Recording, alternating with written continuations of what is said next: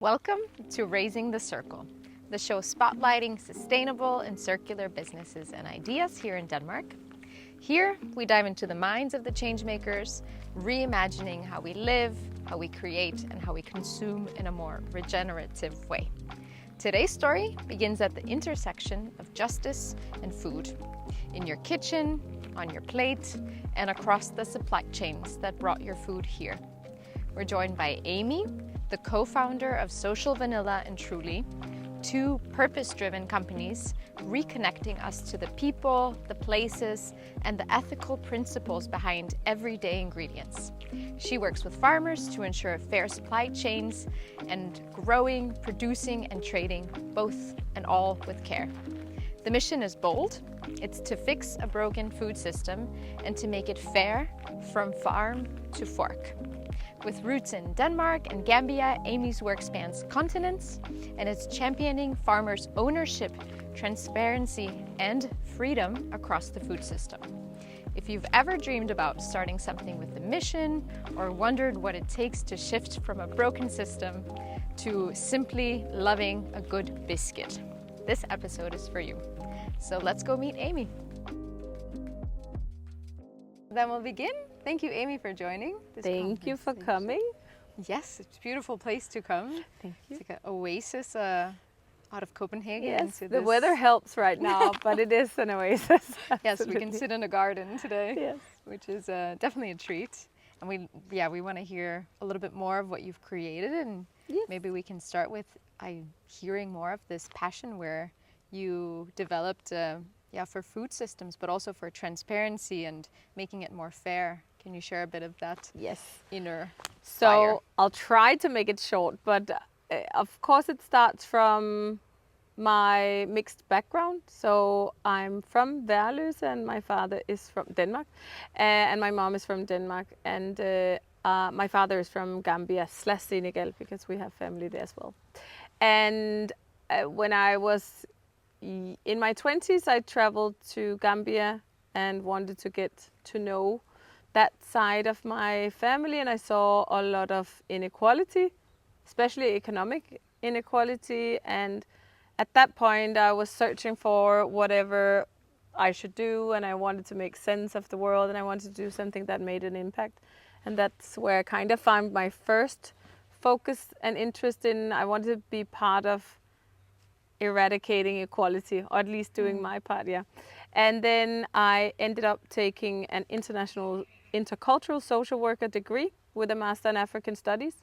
And while I studied, I bumped into a Danish guy who had just, I think in 2014, introduced chia seeds to Denmark. It was a novel food.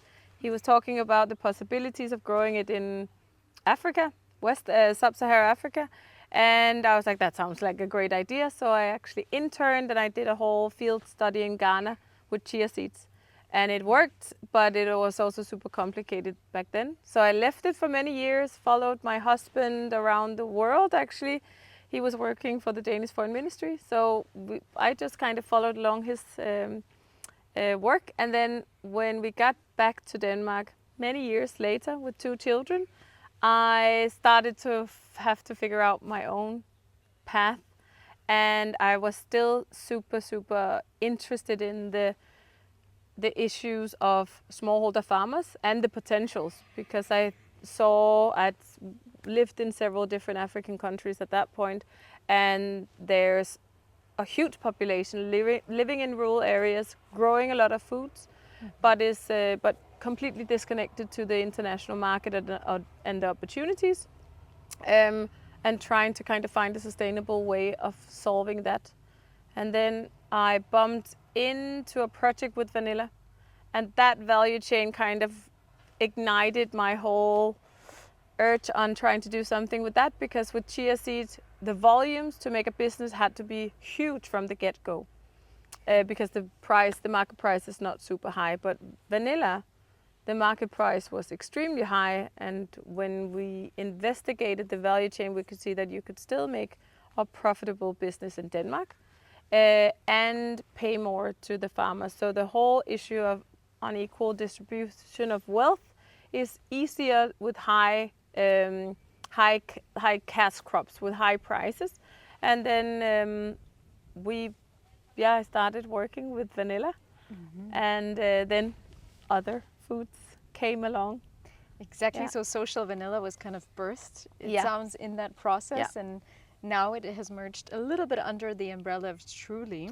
Yes, so we focused only on vanilla for a really long time, and it was focused in Uganda. There's a lot of vanilla grown in Madagascar, but we wanted to be part of like the push for other countries to have success with vanilla. So we focused on Uganda, and we worked together with NGOs, Forest of the World, and a local NGO called Jesse, and they implemented agroforestry models that were really successful with the vanilla. And we had to figure out, there was a lot of different aspects in terms of quality to improve.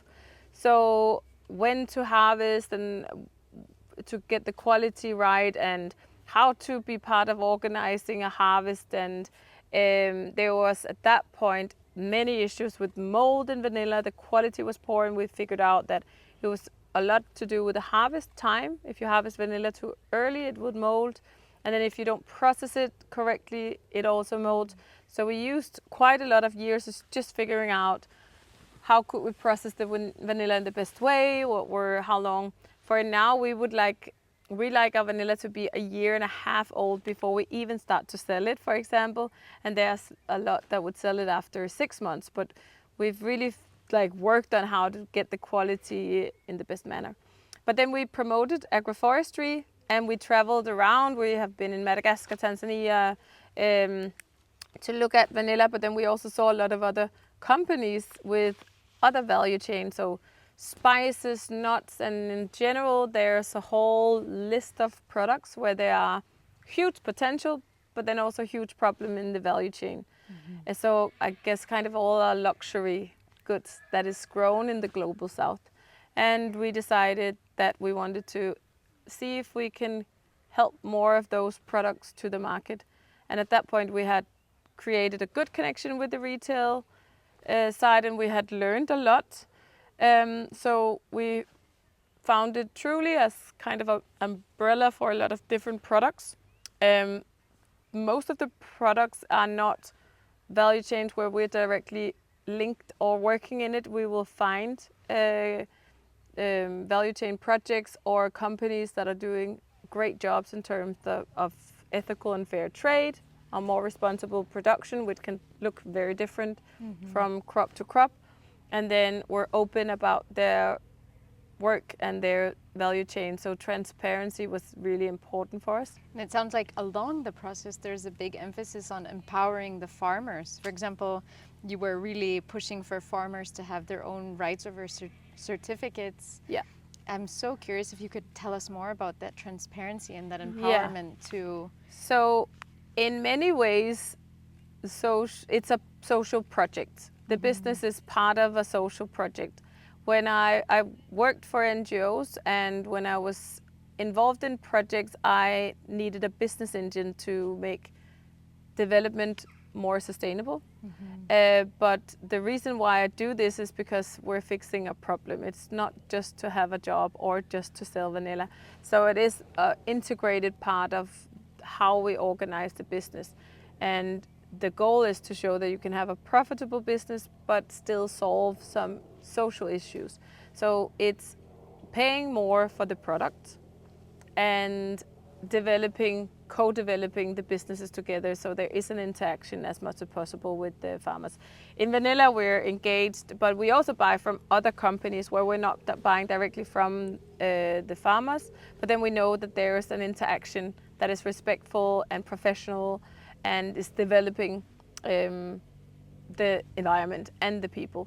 So that is really, really important, and it's an integrated part of the business, and it's really not that complicated. It's very much because we have just turned things around. We've set prices from the top, not top down basically. So the price is dictated in value chains where the farmers are vulnerable by the buyers, which does not make any sense. It should be calculated by what is the necessary price for this product to be sustainable for the farmers. And when you look at nuts, coffee, chocolate, spices, vanilla, you'll see that in so many cases, the farmers are offered a price that is not sustainable. You wouldn't see that in Denmark. A farmer would go bankrupt or stop their business if they couldn't earn anything. We have good subsidies, so it's a whole Yes. other situation. But basically, we see that farmers are stuck in poverty circles where they're not earning enough to actually take them out of poverty. So that is really important. And a big part of that is then also to changing the way we work in a value chain. So with vanilla, when I started, I remember a lot of the other companies or partners would think I would be naive when I said, well, we're not going to earn the organic certification for the farmers, because firstly, it is expensive and we were a small startup company, so we couldn't buy it, or we could probably have gathered the money for it, but if we had bought it, we would have had to also control it, and we couldn't just pay and then let them sell to others, and that's what's happening a lot. The company who's buying pay for the organic certification, and then they also control the farmers, and they control the data, and data has become much more of a value in the today's like business world, and especially with value chains, you have to document if it's, especially coffee, cacao is in Europe linked to regulations that you have to prove that it's not connected to deforestation and other social aspects. The ownership of the certifications and the data is really important for the farmers, for them to be able to negotiate better prices and trade and find the buyers that are willing to have a fair and ethical trade relationship with them. So that has been a big focus, and it's kind of like completely turned around, because now it's a requirement for the EU that if you have to buy products from smallholder farmers where they have 1 to 2 acres, they have to be organized in a cooperative, and the cooperative has to own the organic certification. So that has actually been pushed upon, because there is issues with the other way that it was organized. Then there is issues of the fact that the certifications are too expensive, too complicated. In Uganda, you have to fly a certifying body in. So there's a lot of things that we then have to look at from the rules that we set in. If they are set to protect, well, then we also need to have systems that make it easier for cooperatives to get their certification. I think it should be free. It should be EU subsidized. Any cooperative who wanted to get an organic certification should get support, funding for it, so they could get a market. Let's get that into the Danish Foreign Ministry's funding focus. And in general, documentation, there's a whole new era of digitalizing the cooperatives. Again, it's systems that are expensive, so it ends up being the companies that are buying from them that owns that data, organizes it. We have great systems in vanilla where you can monitor each and every farmer. You can get the parameters of the farm. You can see their yield. You can see their yield estimates from season to season, whether or not they're living up to organic certifications. But most of the times it's earned by the buyers. In many cases, the buyers have many years and good relationships with the farmers, are respectful, but they still have the power. So again, there should be systems supplied to the farmers that helps them live up to EUDR. So when they are ready with their product, they can say, we have the organic certification, we have all this data that can prove that there's no deforestation, there's social responsibility in our cooperative. We have a good paying system, transparent paying systems, and that should be it should not be a expensive cost on top of their work. And at the end of the day, they are moving out of economic poverty with their businesses, so they don't need an additional fee for that, because they are vulnerable. So basically it's implemented because they are vulnerable to exploitation, and then they have to pay more to ensure that they don't get exploited. Exactly. It's so important then to have people advocating with the work that you're doing and being the voice of reason and showing another way. Yeah. And I'm curious what effect you've seen over the last years with the different partnerships and the different farmers that you're working with. What has changed and for the positive? A lot of or the positive negative? things, actually. We've seen a lot. So we've basically seen it in every level. In terms of us selling in Denmark, it's a more expensive product. It's actually not that more. With our vanilla, it's not too big a difference because we buy it directly. We don't have middlemen most of the time. But I can see a change from the buyers, the food companies, the larger companies, the retailers. They are focusing more on it, and it's become more of a need than just a nice to. I would get a lot of, well, we don't really use storytelling. So that was the reason not to buy a vanilla, because they didn't need the story. Now it's more, we need to have responsibility in our value chain of the products we buy. So it's becoming more of a necessity, actually. And there's a lot more knowledge about value chain in general, in any product. Hello. So I think that's a huge difference, and really positive, because now we can add things that we wouldn't like, that now means something in the sales process, not just quality and price. When I started selling, people just like, don't talk too much about all your projects, just talk about the quality. The quality is the most important thing in the price. And for me, that was the least interesting aspect. Quality has always been a focus of ours, because we wanted to show that social responsible products could be high quality. But I also wanted to talk about the changes we could create. And now it just it resonates more with the buyers that I'm talking to. So that is nice. And then also in terms of in Uganda, in Tanzania, we see a lot more companies focusing on improving their value chains, investing in the farmers, using these traceability systems that I told you about, that improves the quality, improves the cooperation with the farmers. They can track each and every farmer, how their crop is doing, how they're doing, and they do a lot of extension work. It's just supporting farmers with improved production methods. So I'm seeing a lot of improvements in that, and it also makes it easier to be responsible and more complicated to underpay. If you know that a company working with 3,000 farmers have each and every one tracked, then why wouldn't you show what you pay them? Before, you could hide behind middlemen that would bring the product to you, and then you could say, well, you didn't really, that is not part of you, just buy it from that.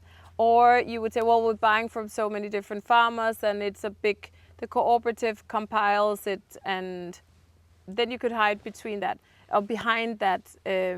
Now it's less, it's more difficult, and I also think that will push companies to show what they pay their farmers and ensure that they pay them a fair price and respect them. And I think it is already a competitive advantage. So you could use it to get clients now, because the larger companies has that whole due diligence aspect as well. So that is really positive. In terms of the farmers in the vanilla industry, we've seen a huge drop in prices, which is bad for them. But it also means that we can implement more sustainability measures, because when the prices are low, they are more motivated to implement organic certifications and agroforestry. And what we've really seen results is the intercropping, which is a system that Forest of the World and JESA developed and has pushed for years. We are seeing that really being a positive thing for the farmers. They have now cacao, they have spices, coffee, vanilla, and it means that they can earn more on the same plot of land, but it's also good for the biodiversity, and it's a like super win-win. There was just done an interview by verdens bedste nyheder, best news of the world, I guess. And they were reporting and interviewed Forest of the World that they can see that the farmers are earning 6 times as much on the same farm, or at least has the potential to that. So that is extremely positive. And now I'm also seeing reports on coffee farms that are struggling, cacao farms that are struggling, and if there had been implemented agroforestry models, the cacao might have struggled, but then the vanilla could have been doing great, or there would be less issues on the farms because the shade trees and the increased biodiversity also means that there is less drought, and with the increased heat and less water, the agroforestry system are doing better. So that's really, really positive. So I feel like we're going to see a lot more of those projects being implemented. Yeah. Exciting, especially with the agroforestry. So it sounds like an exchange of information to show how to best use the land, to empower the farmers to have a fair wage, but also to increase the transparency in the supply chain. So all of those elements is what I'm hearing. Exactly. And then I'm also super curious to look a bit in your roots, your family roots. And you mentioned that you're both, you know, influenced by the Gambian culture, but also the Danish culture, and those two merging together with the curiosity of where you've navigated. And I like to ask this of everyone who comes on the show, of their childhood and their models of sustainability or their models of circularity that they were growing up with. How were those for you, and how did those showcase themselves in the projects of Social Vanilla and Truly? Yeah, well, this might get dark because usually I'm this very like happy, positive person, but I think it's like my reason for continuing, because to be honest, it has been like a crazy journey and super hard. Corona, changes in market, a big supermarket closed, which was our biggest customer, Irma. but Irma. Yeah. And so I think it's very like a stubborn focus on inequality in the world. And I have a little weird thing where I'm not religious, and sometimes I can't really see the purpose of what the fuck are we doing here. I think Benjamin Howe, I just heard a podcast where it was like, we're just playing. We're just playing life. And that way I have that. So the only purpose I can see other than hanging out with my beautiful kids and my lovely husband and family is fixing this thing. So that just keeps me going. This inequality, the crazy fact that we have so much in Denmark, which I saw when I moved to Gambia and lived there. I lived there for 5 months. I was very aware of the privilege, the fact that I had been born on my mother's side of the family, what I had, and how ridiculously unfair it was that we have such a bad system of like creating, like dividing, I guess, the wealth and the resources of the world. And so that is a big, and then the other thing is actually I think I was trying to find the right word. Dårlig samvittighed, bad conscience, or feeling, so guilty in a way. A guilty. I really wish that I could do more for my family in Gambia, but at the same time, to be honest, I'm also super like selfish in Denmark. I want to live where I live, and I want a car, and I want to get around, and I want clothes. So I'm like in this weird predicament of wanting to build up this life in Denmark. I grew up in a perfect little school in Harskov, and which was amazing and social, and I put my kids in the same school, and it's really expensive and it takes resources. So I'm trying to build this company that's trying to fix social injustice, and at the same time I feel like I should do more in Gambia and should probably send more money. Often what happens is I'm paralyzed and I don't, but it's part of the greater picture of my company is to actually earn enough, be big enough to then start projects in Gambia and Senegal. That would be like the perfect closure. And I've now started a little bit looking into potential projects, and I will travel to East Africa with my family for 3.5 months now.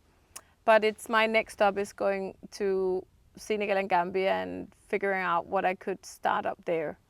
So I want to start up a huge family farm And for example, with cashews, and I'm importing several tons of cashew nuts now. So in a way, hopefully I could make that sustainable with my own business.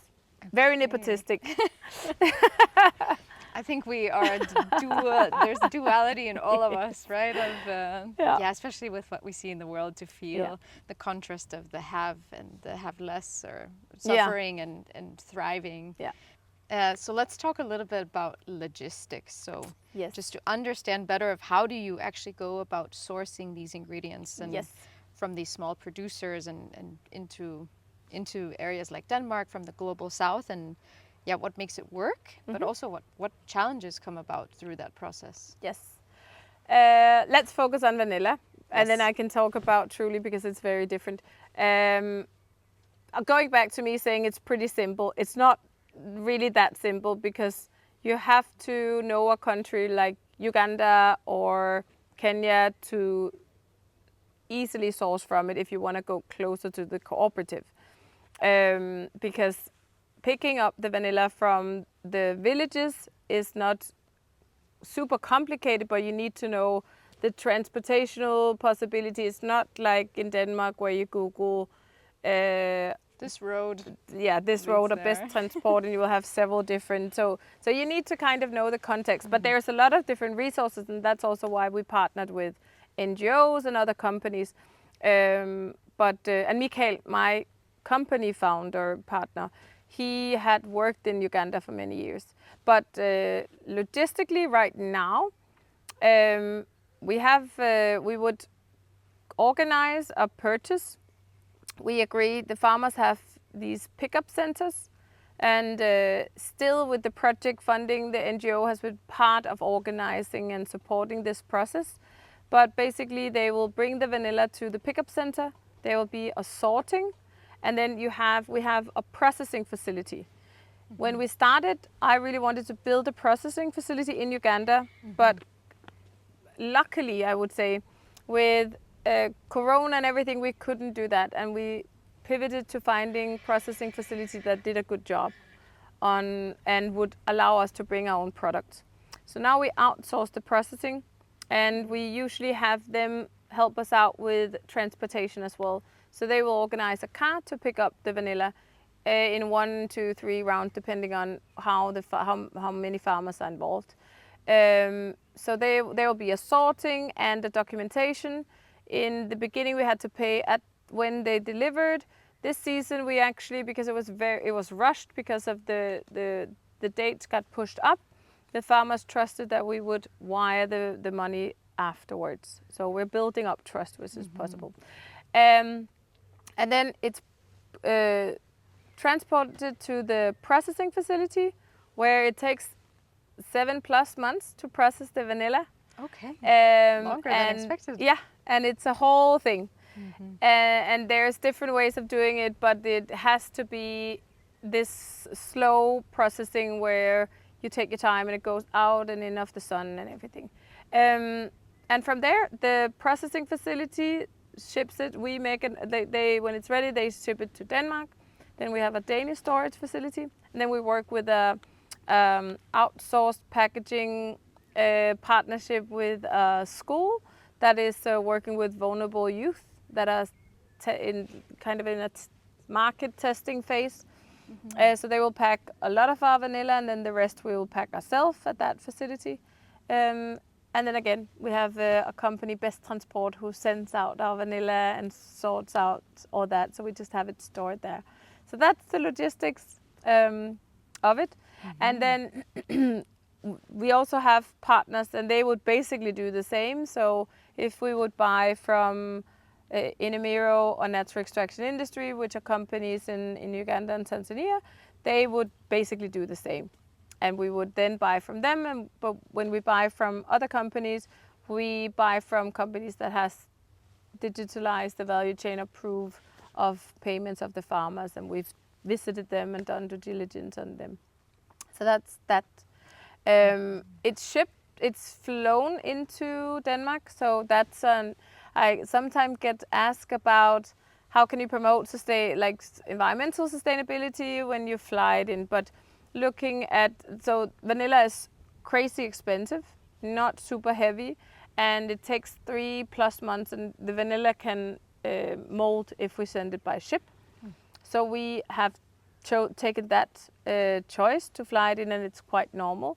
And then it's important that again it's integrated in this agroforestry system for us, and we're very focused on, we don't want to make perfect get in the way of change. So in the perfect sustainable world, we would not eat vanilla, we wouldn't drink coffee, we wouldn't have chocolate, but we will anyway. So for us it's much more important to get the product on the market that is having a better like value chain and a better route to our shelves than the conventional that in many cases actually do harm. So we can't make everything perfect. It's packaged here in Denmark. We would love for it to be packaged in Uganda, but then there's also that actually affects the whole transportation. So we keep it still here in Denmark because it's heavier to send everything back and forth. And in terms of the other value chain, it's very similar. There would be a company like Social Vanilla working with a cooperative, organizing a harvest. With nuts, there is a bit more factory. It's the same with vanilla. There's also a lot of hands on the vanilla and sorting and checking the quality. But with nuts, you have factory workers who then we also have to make sure that they are taken care of. So we always talk and do due diligence on the companies that they take care of the. But yeah, that's it. And then actually an additional logistical point, which I think I want to find that video. I did a video from a village going out to one of the farmers' farms, and I actually fell because it was like a super small path, and I was like, how is he getting his vanilla to this pickup center? So often they'll either carry or have these small motorbikes. So there's an additional actually logistics where that really also emphasizes how isolated the farmers are.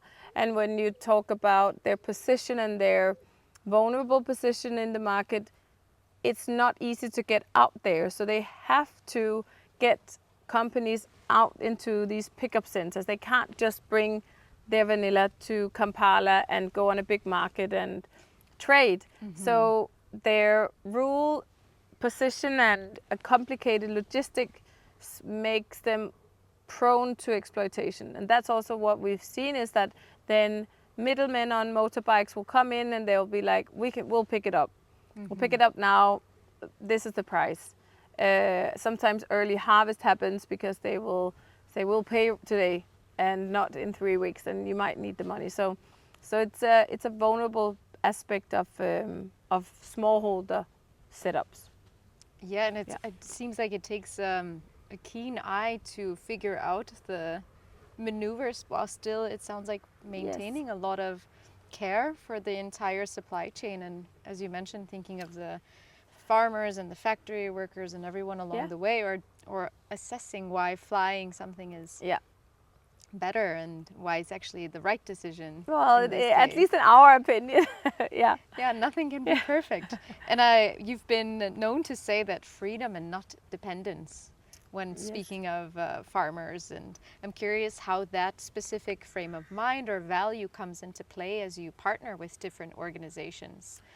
Yeah, well, again, my approach is really like, at the end of the day, if Social Vanilla is not competitive anymore, because there are a huge amount of companies offering the farmers a really high and good price and work really well with them, then I'll just move on to the next product.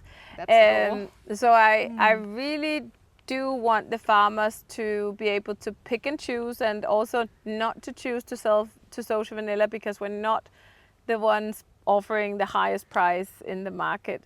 So really empowering the farmers, and it's in a way like it is artificial business approach, because the natural, I don't know if it's a natural, but the classical business approach is profit maximization. We are willingly saying we will earn less, we will share more, we will use a lot of resources on capacity building on another business because it's not our business. So in a way, we are like pushing the agenda but it's also because it started in a very wrong way, in my opinion, exploiting people, and then it's kind of gotten stuck. And it's so difficult to change now because it seems natural to pay whatever for a dried mango or vanilla in the supermarket. And there is a whole set of stakeholders that would say, well, the buyers won't, the consumers won't pay more, so we can't change it. Which is, in my opinion, not completely nonsense, actually. It is insane that you would continue a business, earning money on that business, knowingly that there's people at the end of it that are earning nothing. They might be like in slavery. But because we look at it from top to bottom and have our like normal idea about this from the farm, like the supermarket's shelves perspective. Well, it's always been this price, so we can't change it. We have to really like artificially change the business model, change the way we cooperate, push and push for another way of doing business. But I also think that's part of the consumer education, because going back to digitalization, once you can prove where each and every product is from, which farmer has produced it, and you can prove that, well, it's always grown by small-scale farmers, then you can't really you can't make reason out of saying, well, they should continue supplying the product at a price where they can't hold up their own livelihoods. That doesn't make any sense. But it's because we don't know what's going on behind our value chains that we can continue with this model. Completely, yeah. So we need the storytelling in a way. Yeah. Then to showcase the people, the small farmers, that where everything is being sourced, the transparency in the supply chain. So it sounds like an important story to erase the stuck mentality of customers won't pay more. Yeah. As you're saying. And that leads to exciting partnerships. For Yes. example, with Truly, you're working with Oxfam Denmark with some Palestinian oil, and there is also some nuts from Kenya. Yeah. And I'm curious if you could speak to some of these especially powerful partnerships that you're creating, and the ripple effects from those unions. I think, in terms of partnership, it is really important that we invest in reshaping our food system, because it's not going to come naturally, and somebody has to pay for the investment in the value chain throughout the stages. And with Oxfam, Truly is there's two private partners. There's a large company in France that are buying volumes of oil from the cooperatives in Palestine, and then there's Truly. So ours is more to support on creating a market in Denmark and Europe, and then also business development, because how to market the oil, how do we need to package it, communicate it in a way so the European consumers are interested in it. That's our role. And then the Danish Foreign Ministry is supporting it through Danida funding, through the project that's called Danida Green Business. So they are funding Oxfam and the local entity in Palestine to support the farmers. So there's 3+ years of projects supporting the farmers in more climate smart production, organizing themselves, and then also improving the quality. It's a good olive oil, but we want to have it back to the quality. We want to have it like world-class olive oil. So we have several experts working on the projects to make sure that it's tweaked so it's small, back to also vanilla, it's small ways of harvesting a bit closer to the milling phase. And I'm not an expert in olive oil yet, but anyways, it's a whole, it's actually a partnership where there's all the different interest in a food value chain: environmental, social, and quality, and also business is kind of taken care of, and we're trying to reorganize it in a partnership. And I feel like we should produce more nuts. So Yes. Yeah. Exciting. Yeah. In the visit that you have coming up as well. exactly. And you mentioned that you were in Irma. You had Social Vanilla in Irma, Yeah. and that was the biggest supermarket in Denmark, Yeah. where you had a place, and now you're making your way into Menu. And Yes. supermarkets are known to be a place of compromise, or maybe saying, hey, Yes. customers won't buy it for the price that you. So I'm curious how you're navigating that entire journey of being in a supermarket and then scaling, but without selling out. Can you share a bit of that journey? Yes, it's not easy, but we have always tried to set our prices, which is easier with vanilla, at a stage where we're not going to earn money if we sell 100 beans. We're going to earn money if we sell tons. And we wanted to sell tons because we wanted to have an impact in the value chain. If we were this like perfect, ethical little vanilla company, social vanilla, doing good, but having no volume impact, we would not be taken seriously. So we always wanted volume, and now we are in all Superbrugsen Quickly, all Menu stores. We have 600 plus retailers, if that can even, I think, more. So we are reaching volumes, and we're also supplying several hundred kilos to just like dairy producers at the same time. So that's always been a really important part of it. So our price setting is not crazy expensive. We on purpose earn less on our product so we can get into the supermarket, and we can be, because that's another part, is that we want to make it affordable to choose responsible products. So it shouldn't be only for the financially wealthy, it should be for everyone. And of course that's not like possible right now. It's not the cheapest vanilla on the market, but it's affordable, and it's like a middle price range. Our nuts is a little bit more complicated because they are quite expensive, and we can't put our margins lower. Then we wouldn't have a business, and it's not us directly buying it. So they are something that we want to work on, but we're still trying to push them into the market because we know that their value chains are a lot more positive than a lot of the conventional that we see in our shelves.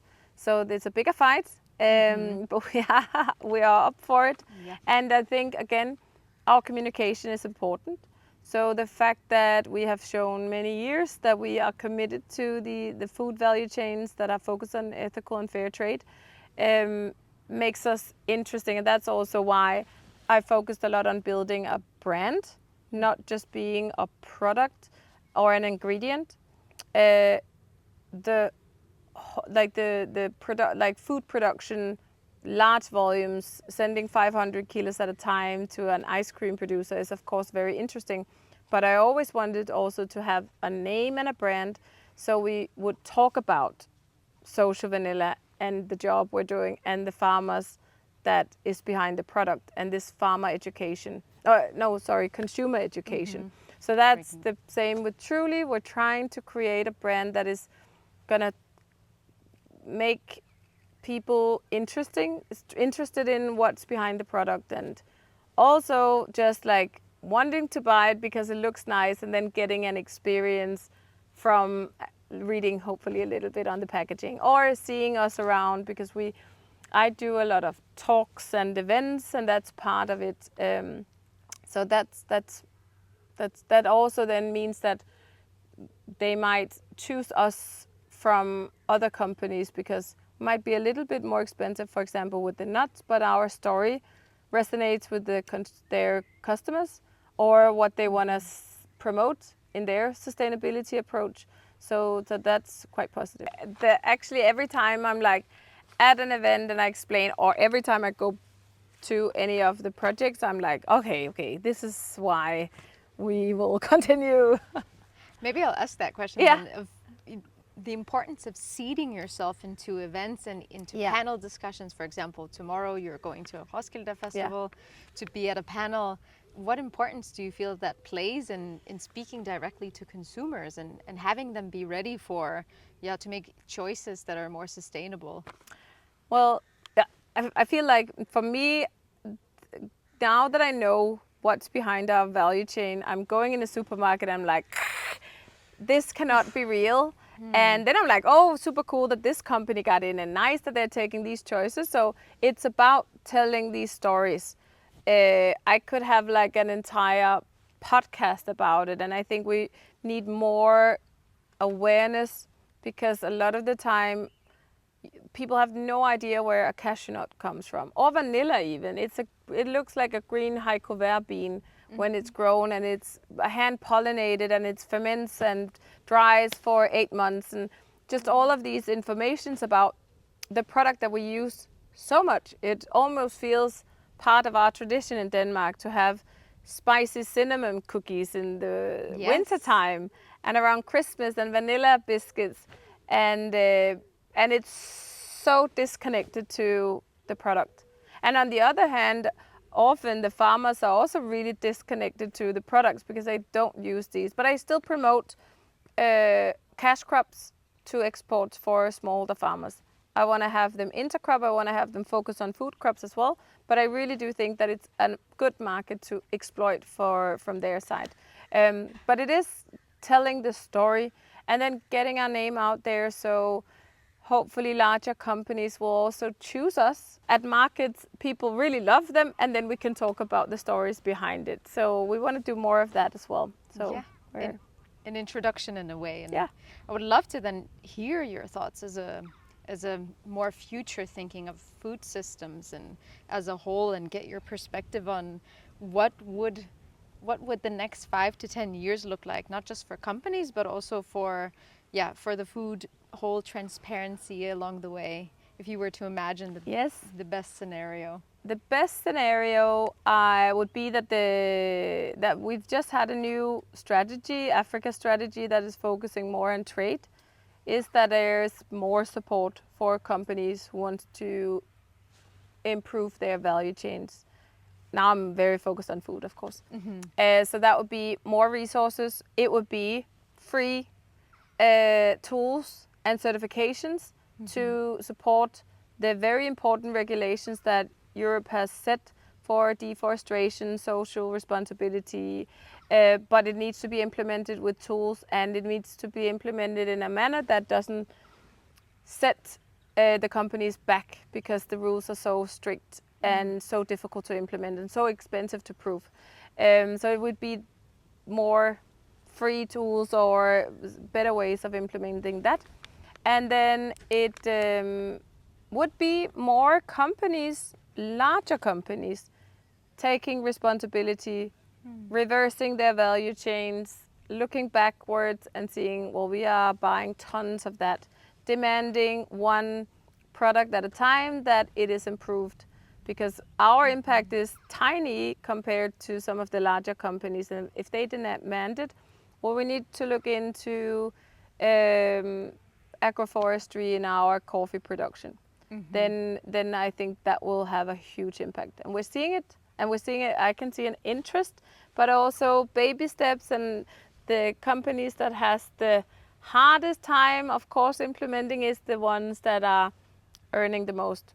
And I would love to see large corporations taking a cut of their profits and saying, well, we'll use that to invest in our value chains. Because when I look at the profits back to like what is a business supposed to do and be, I'm getting pushed for more profit. I would love to push backwards and saying, well, let's continue the profits because that makes it sustainable, but let's also lower the profit a little bit and invest it into our value chain. And I also think at the end of the day that will benefit everyone, because you see it with coffee now. There hasn't been invested in the value chains, and now they are struggling, getting these large customers, but really implementing a sustainable approach to their entire value chain, so more volume. Yeah. Sounds like the grassroots, smaller businesses, still social vanilla and truly paving the conversation to change in terms of yeah, looking at the supply and saying, is that actually ethical? Do we prioritize people and planet, or do we just prioritize profit? Yeah, Which has been the normal for so long. exactly. And but then also we're trying to make it very practical, and it is not impossible to implement what we're doing. It's Yes. again rather simple, and it doesn't take a lot of like tools or things. You just have to like reverse the value chain. So we also want to have a business as a model that can be copied. And basically, we would love to be out of work if every company buying vanilla did it in the manner we do. So we're very open about sharing. We're cooperating with larger companies as well. And we're also seeing that they have now joined the projects that we are working with, which is super positive. Okay.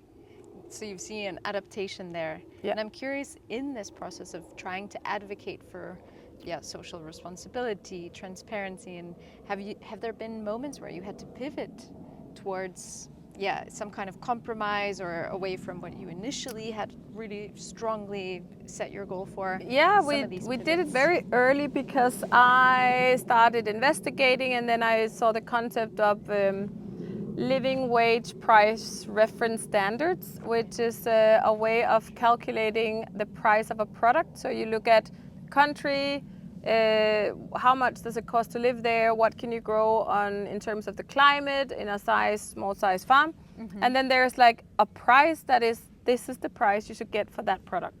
Great, perfect. And I was like, we're going to implement that. Of course, we're going to pay that to the farmers.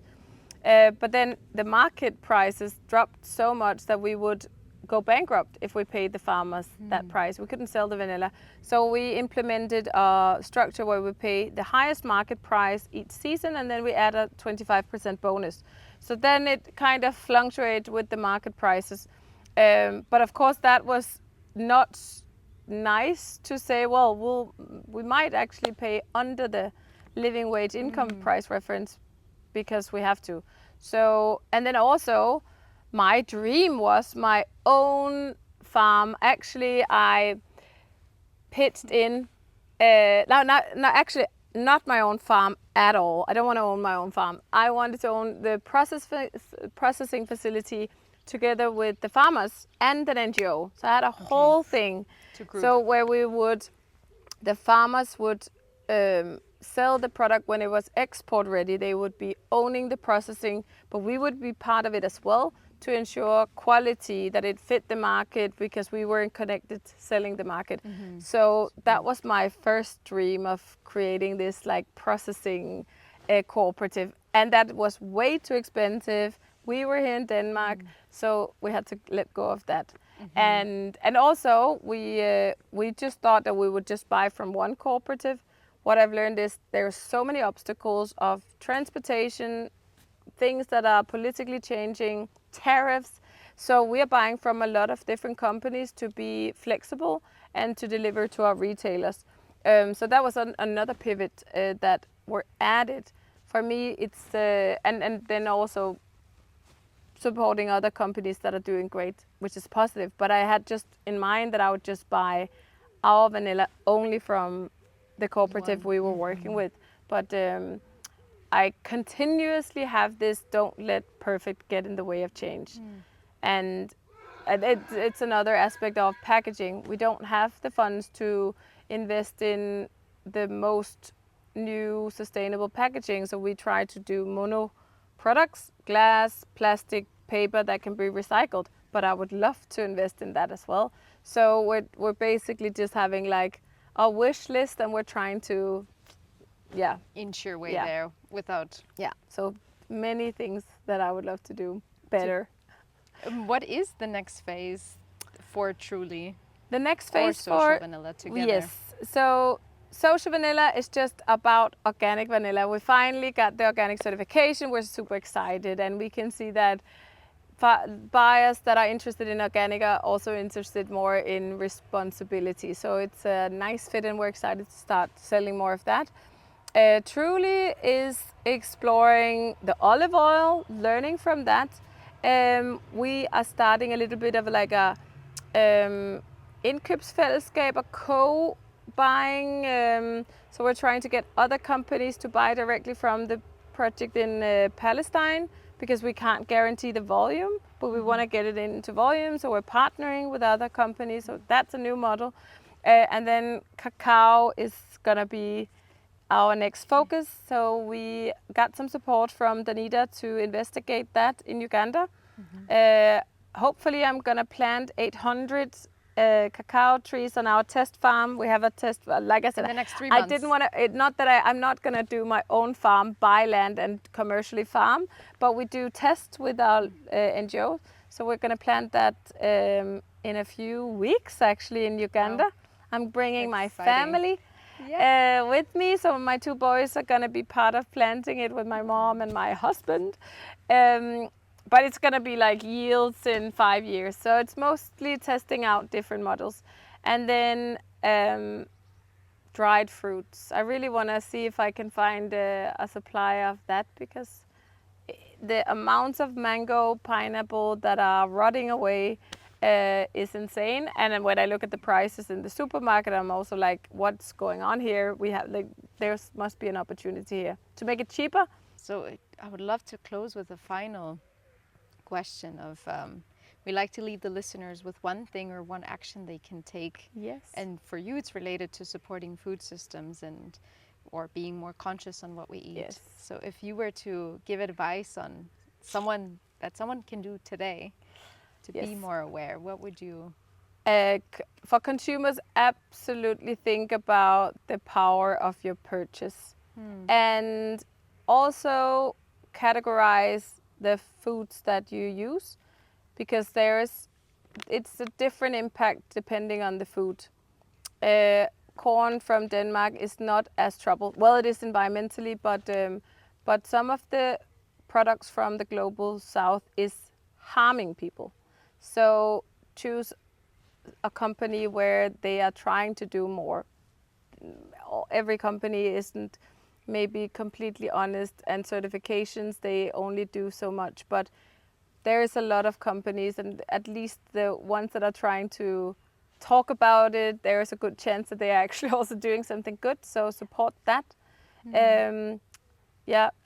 Buy a fadøl less, a beer less, and then buy a bit more expensive vanilla or tea, or and there is a lot of the good companies. But I guess lastly, we need also the system to make awareness around this, because I feel like we know that we should buy within seasons, but do we really know that cashew nuts can like harm the factory workers' hands? No. Do we know that sometimes cashew nuts are grown in West Africa, transported to Asia to be deshells, and then transported to Europe? No. So if we don't know it, we can't navigate it. And I hear that a lot as well. So stay curious, but then also let's educate a bit more systematically in our society. Beautiful. So taking the responsibility to be curious, to educate, to know the story, and to use the money as a power tool. Yes. Thank you so much for joining and for sharing your thoughts. Thanks for listening. I hope you enjoyed it. I create these podcasts to inspire listeners to live more eco-consciously and to help us reimagine our systems with a more sustainable and regenerative lens. If you have any questions, feedback, or you want to get in touch, you can reach me on any one of my social media platforms or email me at raisingthecircle@gmail.com. Now, please do me a favor and spread the word by sharing this podcast with one person that you think might enjoy it. Thanks again for listening, and until next time.